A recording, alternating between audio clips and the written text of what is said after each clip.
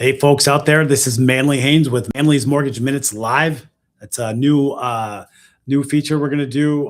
Try to do this on Wednesdays, sometime between 4 and 5 o'clock. Sorry for the short notice. We're trying this for the first time just to see what kind of you know input we get, what kind of exposure we get, and hope that we're answering some common questions out there for people that are currently working on a mortgage, or people that are thinking about getting a mortgage, or just want some great information about mortgages in general.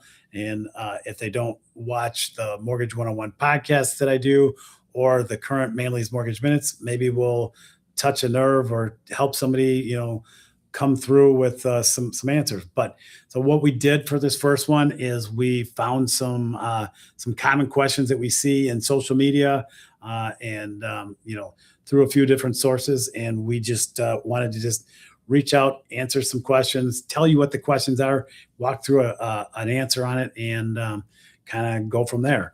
But a really common one that we see all the time is, hey, how can I tell if my loan is going to make it through underwriting? And a real person wrote this very specific question to that falls in line with that is, I'm not sure if the loan I'm going after is real. We got the disclosures and all of that, but something just feels a little off. Is there something or somebody out there that can help me figure out how to tell if my loan is going to make it through underwriting? Well, first off, I just want to say that the fact that this person is not as confident in the process so far leads me to believe that they probably weren't as educated as they could be as what was going to happen, what's to come, and making sure that we're all looking at the same outcome in the end, which is to purchase a home or to refinance your home, or whatever your loan process needs are. If you're working with any good loan officer out there, they probably are walking you through this and helping you feel super confident, helping you educate you throughout this process so that you don't get to this point. So that's a little bit of a red flag. Are you working with a reputable loan officer, and are they communicating to you effectively and often? And that's really probably the missing link here, is the person's probably not getting communicated to effectively and often. And that's easily to overcome if they just reach out backwards and say, hey, can you answer some more questions for me here? Because I don't quite understand what we're doing or how we're getting there. If this is a reputable loan officer, they probably didn't just take a loan application, send out disclosures with no intentions of closing it. They weren't going to waste their time doing that. But again, you're entitled to, feeling confident and understanding what the process is going to be. And, you should ask those questions. That loan officer should be reaching out to you on a regular basis, should be giving you progress updates and letting you know that everything's good. And, if there are things that pop up that could possibly derail the loan, he should probably be telling you that as soon as they come up, such as, like if something happened with the appraisal, now we have to deal with it. Or if they found out that you had some large deposits in your asset statements, that now we have to deal with those questions and understand, what's happening next. Again, it really comes down to excellent communication from your loan officer to the borrower, and letting them know where they stand at all times. I know that for me and my team, that's what we really live and die on, is the communication process and trying to help people feel confident and, super happy throughout the process. It is stressful. Everybody's asking you a lot of questions that you don't always have the answers to off your fingertips. And sometimes you don't understand why they're being asked. Again, communication is key. But, let me know in the comments if there's something there. If you're watching this after the fact, give me a comment if something is going to change for that. But let me know on that. Here's a second question that people ask. What is the best mortgage out there for a first-time home buyer, like maybe 3 to 5% down, with a 680 credit score, or maybe a 670 credit score? And one of the actual questions that again we found and read was, hey, I'm looking to purchase an affordable townhouse, my first home. I have about 3 to 5% to put down, and I have about a 680 credit score.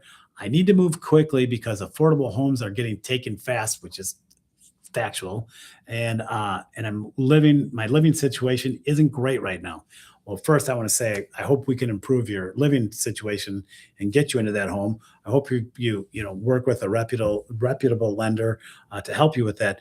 But this really sounds like an opportunity for a great FHA type of loan that should get them in this window of opportunity, because it's really meant for somebody that's only going to put 3.5% down, which falls into that window, and it's going to give them very good rates, very good mortgage insurance rates, which is important, and that's FHA. It's all backed by the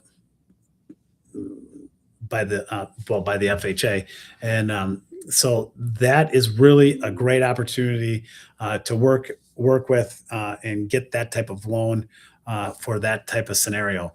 When you get up to a 700 or a 710 credit score, then there are opportunities that arise, at the 3% down or the 5% down, but the PMI gets a little pricey. If the credit score was a 740, well, now we're talking, really good interest rates, really good PMI or private mortgage insurance that will, help support uh, a really nice loan for that type of scenario.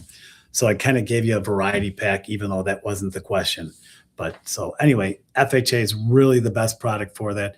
3.5% down, really great rates, really great private mortgage insurance.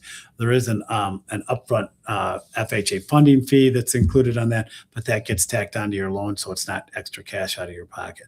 So, all right, here's another great question out there that I'm going to read that's dealing with W-2 jobs versus self-employment. And here's the actual question. I have two W-2 jobs. One of them at 33K with a year with a 6-year history on that one, and then I have a 75K with only 8 months on it. So I also have a 70K a year self-employed income confirmed by other lenders. And my second job was previously a client before I went full time, and my lender says I can use both W-2 incomes.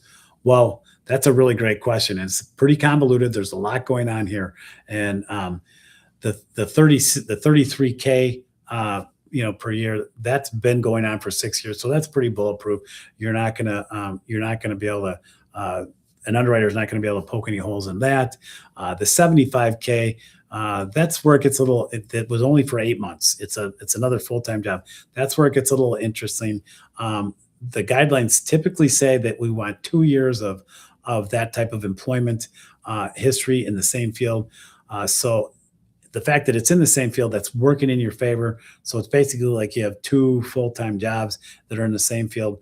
So the fact that your employer also was allowing you to freelance, so you might be able to utilize some of that income. It's all going to work in your favor, but that's really going to take a lot of really good communication and good documentation and a good underwriter to help connect those dots. So your self-employment rule right there, all that stuff is probably going to work, but that's a very detailed question and is going to need a deeper look to come up with not just a rubber stamp that says you can use all that income.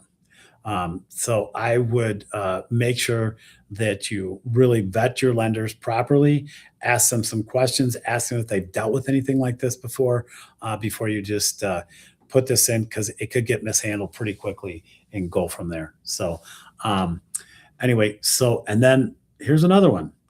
How do I sell my house as fast as I can and still walk away with money is the basic overall question. But here's the underlying question that somebody actually wrote. They bought a house at 330,000 back in 2022, and they owe about 309 left on that mortgage. So they think the estimated value is about 369,000. And they're also saying we have unfinished projects, missing fence, tiles, baseboard, closet doors, but the kitchen has been updated, showers, new floors, new AC, and they want to sell as is. They want to avoid long waits. They want to avoid repeated showings, and they want to avoid fees getting eaten by profits. So to me, if I'm reading into this a little bit, it sounds like somebody that's their first priority is to sell this quickly, but still get top dollar. And it seems like this question is leaning towards not working with a realtor or doing some sort of FISBO type of thing. I don't believe that's in the best interest of anybody. I think if that person could talk to a really reputable realtor in their area, they could tell them, the true value, not the estimated value, the true value, and they could help them understand, what the timeline could look like, what the repeated showing, some of those friction points that they were discussing there would look like, and if the real goal is just turn and burn, get this thing out the door for as most money as I can get as quickly and easily as I can get, then there might be some private investor companies that actually buy homes like we buy homes. But there's a lot of them out there, and there's a lot that aren't reputable. And that's why a really good realtor is going to have those people on a Rolodex. They're going to know exactly who to reach out to, who to talk to, and help you make a good decision. But again, there's a couple questions there that I'd really like to pin down the person that asked the question. What is most important in this whole piece of the puzzle? And if it's getting top dollar for it, you definitely want to get a really good realtor in it involved, and they're going to help you sell it super quick and get top dollar. There is an art to that. Doing that on your own and thinking you're going to save on the fees is a huge backfire that's going to happen. And I know there's somebody out there that's going to say, "Oh, I did that and I did just fine." We don't know what we don't know. The good realtor, the person that's going to help you, is really truly going to get you top dollar above and beyond what you would have got at a FISBO. And yes, you're going to pay a fee, but usually the fee gets offset by the top dollar mark. Underlying theme: know the answers to what's most important in the situation, and then talk to a really reputable realtor on that subject. And if you want somebody, if this is something that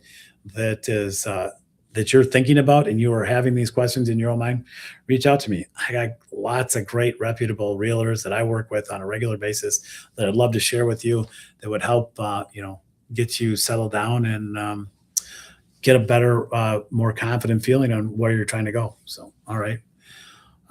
Let's see. Let's see if we got one more. I think that was it. Um, I think that's it, what we picked out here. But again, we're just trying this today, trying to go live, see if we get anybody to jump on, which we haven't, to ask a question, which we hope in the future you will. If you're watching this after the fact, reach out, put a question in the message department there, and love to see you come back. Again, we'll put up some more notice next time, so it's not just, hey, this just happened. Let people know. So if you want to hear something about the mortgage industry, something specific, or just go and look at one or listen to one of our other podcasts that we do that we think is giving some great information on the whole mortgage process and what to expect out there. But thanks for listening. Hope you guys have a great day.